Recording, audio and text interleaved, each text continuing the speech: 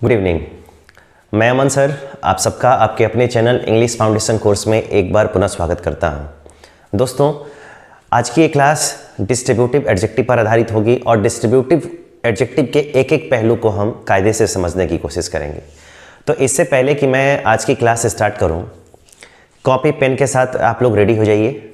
दूसरी चीज़ कि इस वीडियो की लिंक को अपने फ्रेंड्स के बीच शेयर कर दीजिए, खूब शेयर कीजिए, जितना शेयर कर सकते हैं। अभी मुझे उम्मीद है बहुत कम लोग शेयर कर रहे हैं, उसको शेयर करते रहिए। अगर कोई सब्सक्राइब नहीं करता है तो भी परेशान मत होइए, आप अपना काम करते रहिए।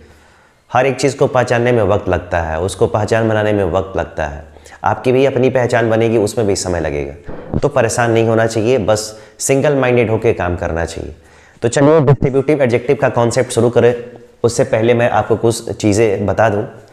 डिस्ट्रीब्यूटिव एडजेक्टिव जिसको हम दो नामों से जानते हैं, एक जिसको बोलते हैं व्यष्टिवाचक विशेषण। तो व्यष्टि हो सकता है कि इंग्लिश का एक ऐसा शब्द है डिस्ट्रीब्यूटिव, जिसको हिंदी में डिस्ट्रीब्यूटिव अगर आप कहेंगे तो आसान है, लेकिन अगर व्यष्टि बोला जाए तो हो सकता है कि आपके समझने के लिए वो जो शब्द हो वो कठिन हो, क्योंकि व्यष्टि थोड़ा अजीब लगता है। तो व्यष्टि अगर नहीं समझ में आ रहा है तो यहाँ पे लिखा गया विभाग सूचक। कौन सा सूचक? विभाग सूचक। ऐसा एडजेक्टिव जिसका इस्तेमाल दो या दो से अधिक व्यक्तियों और वस्तुओं में से प्रत्येक को सूचित करने के लिए होता है, ऐसे एडजेक्टिव को हम बोलते हैं डिस्ट्रीब्यूटिव एडजेक्टिव। और इसी डिस्ट्रीब्यूटिव एडजेक्टिव के कॉन्सेप्ट को समझने के लिए आज की क्लास जो है वो चलाई जा रही है। आप लोग कॉपी पेन के साथ रेडी हो। तो चलिए यहाँ पे समझने की कोशिश करते हैं कि डिस्ट्रीब्यूटिव एडजेक्टिव होता क्या है, उसके कॉन्सेप्ट कैसे काम करते हैं। कोई भी चीज़ अगर आपको समझना हो, अभी मैंने यहाँ पे क्या लिखा है तो आपको पहले समझ में आना चाहिए कि हाँ ये इंग्लिश है, इसका मतलब इंग्लिश का सब्जेक्ट हमको पढ़ाया जा रहा है। ठीक उसी तरीके से अगर मैं डिस्ट्रीब्यूटिव एडजेक्टिव का कॉन्सेप्ट आपको पढ़ाऊँ तो सबसे पहले आपको समझ में आना चाहिए कि हाँ डिस्ट्रीब्यूटिव एडजेक्टिव होता क्या है, कैसे आप पहचानोगे कि हाँ यही दिया गया शब्द डिस्ट्रीब्यूटिव एडजेक्टिव है। तो चलिए मैं ज़रा शुरू करता हूँ। दोस्तों, सबसे पहले यहाँ पे डिस्ट्रीब्यूटिव एडजेक्टिव में मैं शुरू कर रहा हूँ। सबसे पहले आपको यहाँ पे मिलेगा EACH, ईच। आपको यहाँ पे मिलेगा एवरी। यहाँ पे मिलेगा आपको आइदर। आपको मिलेगा यहाँ पे एनी। आपको दोस्तों यहाँ पे मिलेगा नाइदर। और यहाँ पे आपको क्या मिलेगा? नन। अब देखिए 1 2 3 4 5 और 6 आपके सामने ये जो लिखे गए 6 शब्द हैं, ये 6 शब्द ही किसका काम करते हैं? तो डिस्ट्रीब्यूटिव एडजेक्टिव का काम करते हैं। डिस्ट्रीब्यूटिव एडजेक्टिव का काम करते हैं। ईच के साथ ऑप्शन में हमेशा एवरी रहता है, आइदर के साथ ऑप्शन में हमेशा एनी रहता है, और नाइदर के साथ ऑप्शन में हमेशा कौन सा रहेगा? नन रहेगा। अगर जिस प्रकार एक सिक्के के दो पहलू होते हैं, एक हेड होता है और टेल होता है, उसी तरीके से ईच का अपोजिट जो ऑप्शन होगा वो एवरी होगा, आइदर का जो अपोजिट ऑप्शन होगा वो एनी होगा, और नाइदर का जो अपोजिट ऑप्शन होगा वो नन होगा। इन्हीं दोनों में डिफरेंस को आपको समझना है कि ईच और एवरी में क्या डिफरेंस है, आइदर एनी में क्या डिफरेंस है, और नाइदर नन में क्या डिफरेंस है।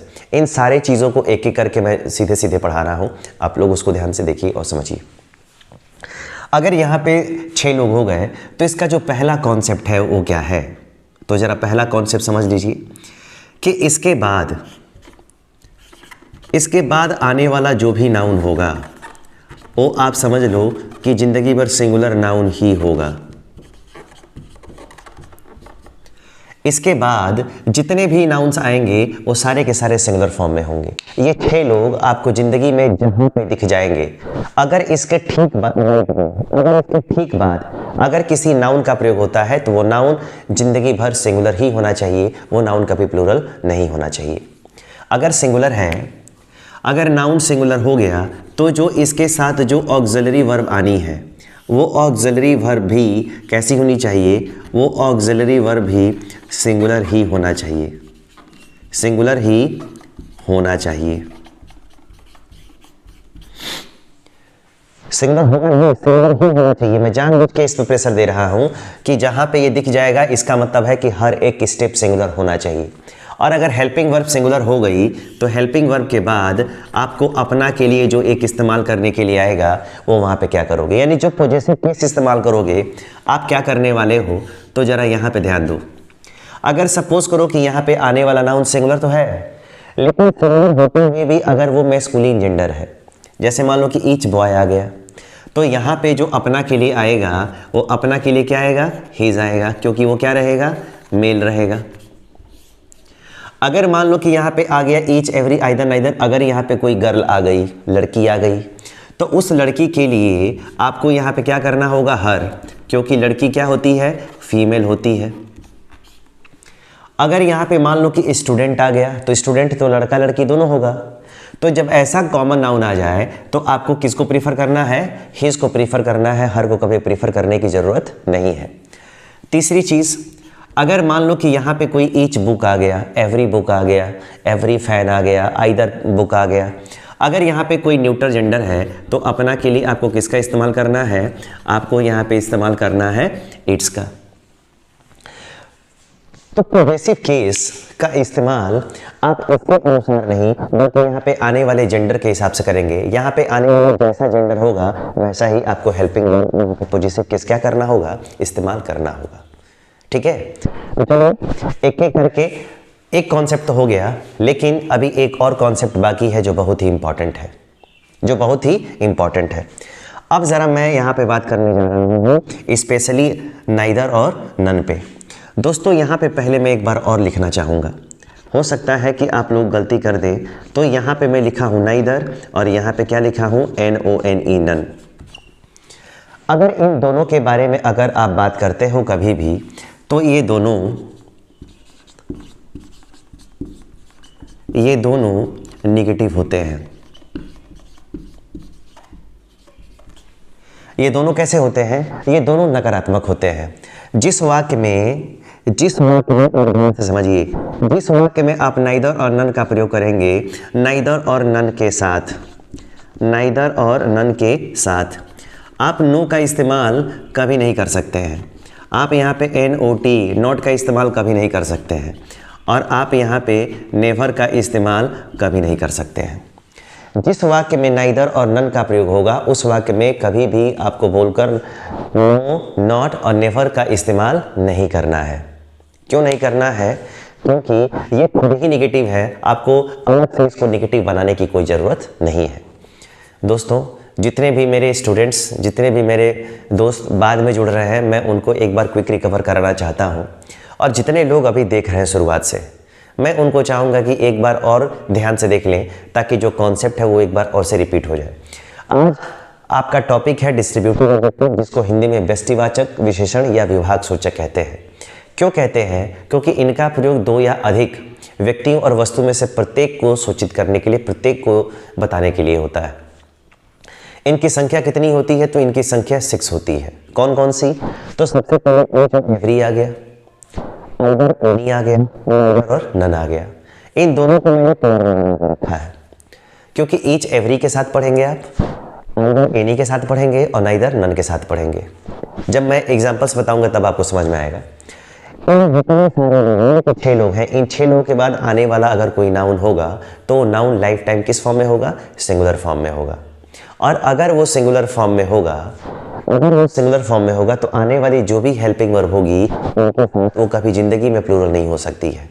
तो ज़िंदगी में जब प्लूरल नहीं होगी तो आर के बारे में सोचना नहीं है, वर के बारे में, हैव के बारे में, डू के बारे में सोचना नहीं है, क्योंकि ये सिंगुलर हो गया। और वहाँ से पॉजेसिव केस का, तो अगर यहाँ पे मेल होगा, अगर मान लो कोई बॉय है तो यहाँ पे हिज लगेगा, कोई लड़की रहेगी तो यहाँ पे हर लगेगा, और अगर यहाँ पे कोई स्टूडेंट, टीचर, डॉक्टर, इंजीनियर, अगर कॉमन जेंडर आ गया तो प्रेफरेंस किसको देंगे आप, हिज को। और अगर यहाँ पे कोई न्यूट्रल जेंडर आ गया, जैसे बुक हो गई, फैन हो गया, पेन हो गया, मोबाइल हो गया, तो अपना किसका इस्तेमाल करेंगे आप, इट्स का। ठीक है, अब जरा बात करते हैं नाइदर और नन पे। नाइदर और नन के साथ स्पेशली कंडीशन ये होती है कि नाइदर और नन दोनों कैसे होते हैं, नेगेटिव होते हैं। और अगर एक खुद नेगेटिव है तो इनके साथ जितने भी नाउन्स आएंगे, इनके साथ नॉट और नेवर का इस्तेमाल आप नहीं करेंगे। क्यों नहीं करेंगे, क्योंकि ये खुद नेगेटिव है, इसको दोबारा नेगेटिव बनाने की आपको कोई आवश्यकता नहीं है। अगर एक बार रिपीट हो गया तो अगर मैं क्वेश्चन के माध्यम से आपको समझाने की कोशिश करता हूँ कि जितने सारे भी कॉन्सेप्ट मैंने बताया है उसका इस्तेमाल आप कैसे करोगे। ठीक है, चलिए एक एक करके मैं क्वेश्चन दे रहा हूँ, जरा ध्यान से देखेंगे। यहाँ पे पहला क्वेश्चन मैं दे रहा हूँ। अगर दोस्तों यहाँ पे लिख दिया गया EACH, उसके बाद आ गया बॉय, उसके बाद आ गया इज, READING रीडिंग। यहाँ पे ऑप्शन के रूप में आपको हिज दिया गया है, हर दिया गया है और यहाँ पे इट्स दिया गया है, और उसके बाद आ गया बुक। आई बात समझ में? अगर ये क्वेश्चन है और आपको अगर दूसरा मैं क्वेश्चन दूँ तो यहाँ पे मैं क्वेश्चन दे रहा हूँ एज, यहाँ पे आ गया गर्ल इज, उसके बाद आ गया मेरे प्यारे साथियों। सेम आपके पास जो ऑप्शन पहले वाले क्वेश्चन में था वही ऑप्शन मैं दे रहा हूँ दूसरे वाले क्वेश्चन में, और देने के पीछे मोटिव ये है कि आप दोनों में देख के केवल डिफरेंस को समझ पाए, भले ही अर्थ उसका ना समझ में आए लेकिन आपको वो डिफरेंस समझ में आए, जिससे ये पता चले कि हाँ किस प्रकार पॉजेसिव केस वेरी कर रहा है, क्योंकि यहाँ पे हिज, हर, इट्स तीनों का इस्तेमाल कर सकते हैं। अब ज़रा ध्यान से देखिए, दोनों ही क्वेश्चन में मैंने दो एग्जाम्पल्स आपको दिए हैं और दोनों ही क्वेश्चन में मैंने क्या बताया है, दोनों ही क्वेश्चन में यहाँ पे क्या लिया गया है, दोनों ही क्वेश्चन में इच लिया गया है। अगर इच के बाद यहाँ पे अगर बॉय है तो ये क्या हो गया, मेल हो गया ना, तो यहाँ पे इच के बाद यहाँ पे क्या है, फीमेल। आने वाला सिंगुलर है, कैसा है तो सिंगुलर है, और अगर सिंगुलर है तो हेल्पिंग वर्ब भी किस प्रकार की होनी चाहिए, सिंगुलर। तो यहाँ पर भी बॉय के अनुसार क्या है, इज है, और यहाँ पर विगर के अनुसार इज है, यानी कि हेल्पिंग वर्ब क्या है, सिंगुलर है। इसमें जरा भी टेंशन लेने वाली कोई बात नहीं है। अब जरा बात करते हैं कि अगर ये बॉय है तो अपना के लिए क्या लगाओगे आप, हिज लगाओगे ना, तो इस लड़के के हिसाब से यहाँ पे हिज होगा, यहाँ पे हर और इट्स क्या है, गलत है, हर और इट्स गलत है। लेकिन अगर यहाँ पे गर्ल है तो यहाँ पे गर्ल के हिसाब से आपको यहाँ पे क्या लगाना है, हर, इसका मतलब कि हिज गलत है और इट्स गलत है। अब आपका ऑप्शन नंबर भी क्या है, सही है। तो ईच और एवरी के बाद, आइदर एनी के बाद, नाइदर और नन के बाद जिस प्रकार का नाउन आएगा उसी प्रकार का आपको पॉजिटिव केस क्या करना है, इस्तेमाल करना है। मैं इसको मिटाने वाला नहीं हूँ, मैं इसको नहीं मिटाऊंगा, मैं केवल मिटाऊंगा आपके एग्जाम्पल को, क्योंकि एग्जाम्पल को ही मैं 2-3 बार डस्ट करूंगा और यहीं पे मैं आपको समझाने की कोशिश करूंगा कि देखिए बाकी सारी चीज़ें इस आपके बोर्ड पे लिखी गई हैं, और अगर बोर्ड पे लिखी गई हैं तो बस देख के आपको कैसे मैनेज करना है वो सीखना है। ठीक है, चलिए मैं ज़रा 2 मिनट के लिए हटता हूँ, 2 मिनट कह रहा हूँ मैं, 5 सेकंड के लिए हटता हूँ। आप लोग बोर्ड से इसका स्क्रीनशॉट ले लें, या जो लोग लिख रहे हैं वो लिख लें। ठीक है, तब मैं आपको आगे की कहानी बताता हूँ।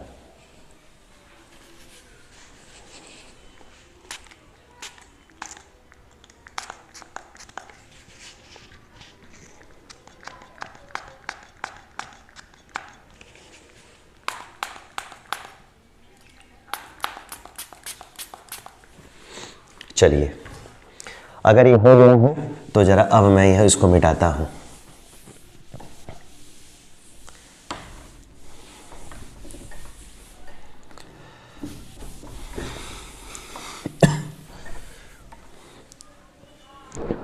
अब जरा ध्यान से देखेंगे, ईच पे बता दिया, एवरी, आइदर, नाइदर, सब पे मैं बताता हूँ आपको option.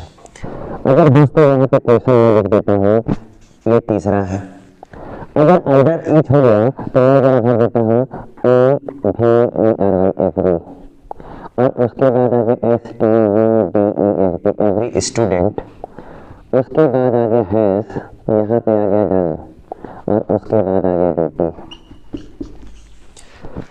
Every student has done his duty. आपको यहाँ पे मैं लेके चलता हूँ क्वेश्चन नंबर 4 की तरफ, और यहाँ पे मैं ले लेता हूँ EITHER, आइदर, उसके बाद आ गया BOOK, बुक, उसके बाद आ गया इज, EID, यहाँ पे आ गया टू, और उसके बाद आ गया न्यूज़पेपर। ये 2 क्वेश्चन देखिए आप, और इन दोनों क्वेश्चन को देखने के बाद आप जरा इसको सॉल्व करने की कोशिश करिए कि जो मैंने यहाँ पे लिखा है क्या वो क्वेश्चन में you don't have any option. अगर आपके पास ऑप्शन नहीं है, अगर ऐसे ही आपको करने के लिए पूछा जाए तो आप उसमें फिल इन द ब्लैंक्स में क्या भरोगे? तो अगर आप लोगों ने यहाँ पे चेक किया होगा तो यहाँ पे हिज, हर और इट्स तीन ही ऑप्शंस हैं आपके पास। जब भी आप क्वेश्चन सॉल्व करोगे तो आपके पास तीन ही विकल्प मिलेंगे और तीन विकल्पों में से कोई एक विकल्प आपका करेक्ट होगा। अभी पिछला जो क्वेश्चन है उसमें आप लोगों ने देखा कि उस क्वेश्चन में क्या था, उस क्वेश्चन में यहाँ पे एक हिज को भरा हुआ था क्योंकि यहाँ पे बॉय थी, यहाँ पे दूसरे वाले में मैंने हर को भरा हुआ था क्योंकि यहाँ पे पीछे क्या थे, गर्ल थी। लेकिन अब यहाँ पे कौन सा जेंडर आ गया? तो अब यहाँ पे दोस्तों आ गया स्टूडेंट। और अगर स्टूडेंट के बारे में पूछा जाए तो स्टूडेंट कौन सा जेंडर है? आपका कॉमन जेंडर है। अगर कॉमन जेंडर है तो स्टूडेंट लड़का और लड़की दोनों ही हो सकते हैं, और अगर दोनों हो सकते हैं तो मतलब साफ है कि यहाँ पे स्टूडेंट होगा तो लड़का लड़की दोनों होगा, लेकिन प्रेफरेंस आपको किसको करना है? हिज को ना। तो यहाँ पे स्टूडेंट के हिसाब से होगा, आपको हिज भरना होगा। लेकिन अगर दूसरे नीचे वाले क्वेश्चन में तो अगर के बाद यहाँ पे बुक है और बुक कौन सा जेंडर है? तो बुक आपका न्यूट्रल जेंडर है। और न्यूट्रल जेंडर है तो आप यहाँ पे देख लो कि हेल्पिंग वर्ब भी सिंगुलर है, हेल्पिंग वर्ब भी सिंगुलर है। क्यों? क्योंकि हेल्पिंग वर्ब लाइफ टाइम कैसी होनी चाहिए? सिंगुलर फॉर्म में होनी चाहिए। और अगर सिंगुलर फॉर्म में है तो यहाँ पे अपने क्या लगाओगे? आपका क्वेश्चन क्या है? करेक्ट है। ठीक है, चलिए अगर ये हो गया है तो जरा अब मैं बढ़ता हूं आज की क्लास के अगले क्रम में। और अगला क्रम क्या कहता है तो जरा ध्यान दें। अगला क्रम कहता है कि इसको सर जी आप मिटा दो और मिटाने के बाद आप यहाँ पे बाकी का जो कॉन्सेप्ट है वो हमको समझा दो।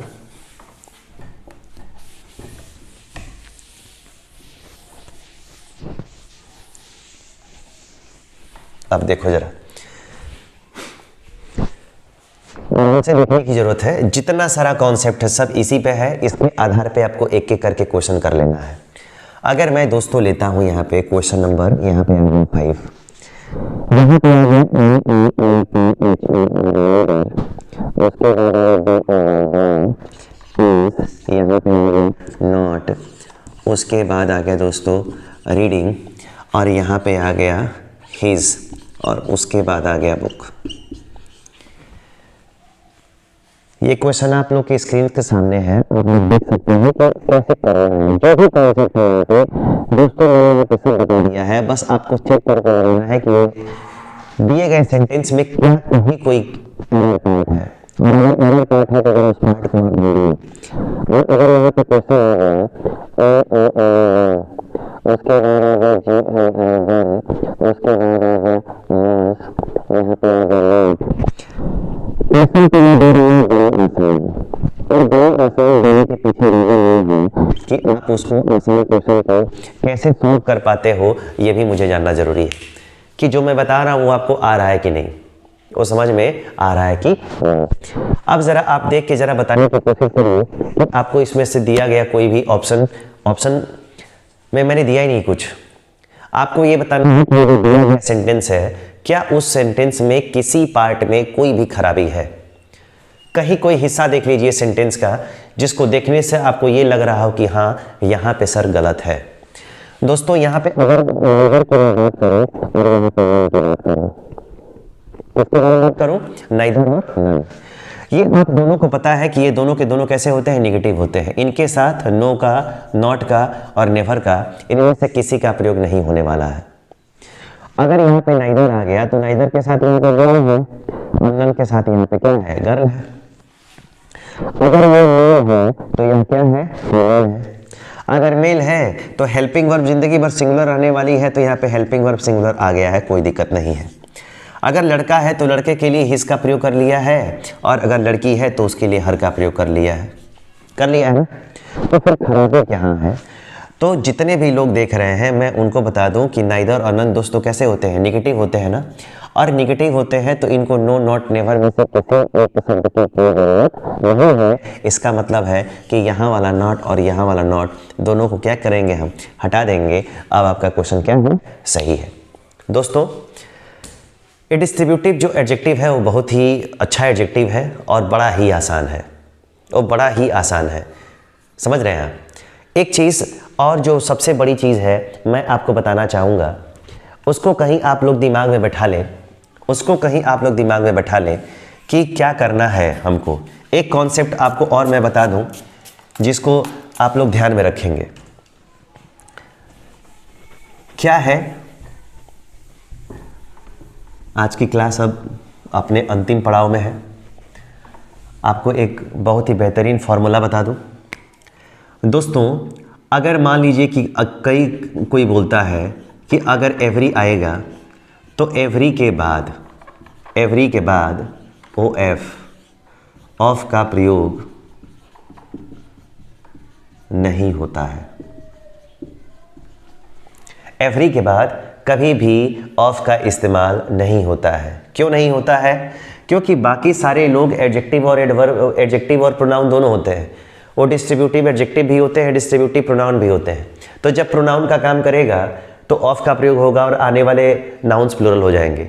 लेकिन एवरी के साथ एक कंडीशन है कि एवरी लाइफ टाइम एडजेक्टिव होता है और एडजेक्टिव कभी प्रोनाउन की और कभी उसके बाद प्रीपोजिशन की विशेषता नहीं बताता है। यही वजह है कि एडजेक्टिव जब एवरी होता है तो उसके बाद कभी ऑफ का प्रयोग नहीं करते हैं, क्योंकि ऑफ प्रीपोजिशन है और एडजेक्टिव का काम नाउन की विशेषता बताना है, ना कि एडजेक्टिव का। अगर आपको यहाँ पे अगर एक क्वेश्चन दिया जाए, अगर आपको यहाँ पे क्वेश्चन है, ईच लिखा है और यहाँ पे लिखा है एवरी ऑफ द, उसके बाद आ गया बॉयज़, उसके बाद आ गया इज़ और उसके बाद आ गया रीडिंग और उसके बाद आ गया हीज़ और उसके बाद क्या आ गया बुक। अगर यहाँ पे ईच और एवरी का ऑप्शन आपको अगर दे के बोला जाए कि अगर आप इस क्वेश्चन को सही करिए तो आपके साथ अगर यहाँ पे ऑफ जैसे ही आया है, इसका मतलब है कि एवरी क्या हो जाना चाहिए, कैंसिल हो जाना चाहिए। इसके साथ ऑप्शन में कौन जाएगा, ऑफ जाएगा। याद रखेंगे, एवरी के साथ कभी भी ऑफ प्रीपोजिशन का प्रयोग नहीं होता है, किसी प्रकार का कोई प्रीपोजिशन नहीं होता है। ठीक है, तो दोस्तों आज की क्लास में डिस्ट्रीब्यूटिव एडजेक्टिव को डिस्कस किया गया। उम्मीद है इसके डिस्कशन में आपको एक पॉजिटिव एनर्जी मिली होगी, आपको समझ में आया होगा कि किस प्रकार का कॉन्सेप्ट रहेगा, तो हम आगे क्या करेंगे। Each every either neither none के बाद आने वाले नाउन्स कैसे होने चाहिए, हेल्पिंग वर्ब कैसी होनी चाहिए, उसके बाद आपके पॉजिटिव केस कैसे होने चाहिए। जिस सेंटेंस में नाइदर और नन आएगा, क्या उस सेंटेंस में नो नॉट नेवर का प्रयोग किया जाएगा या नहीं किया जाएगा, कमेंट करके जरूर बताइएगा। और अगर वीडियो अच्छी लगी होगी तो उसको लाइक करना, शेयर करना जरूर मत भूलिएगा और सब्सक्राइब करना। ठीक है, आप लोग आए, लेक्चर को सुना, समझने की कोशिश की, उसके लिए आप सभी लोगों का बहुत बहुत धन्यवाद। मिलेंगे एक दूसरे एडजेक्टिव के साथ एक नए तरीके से। तब तक के लिए आप सबको गुड नाइट एंड शुभ रात्रि।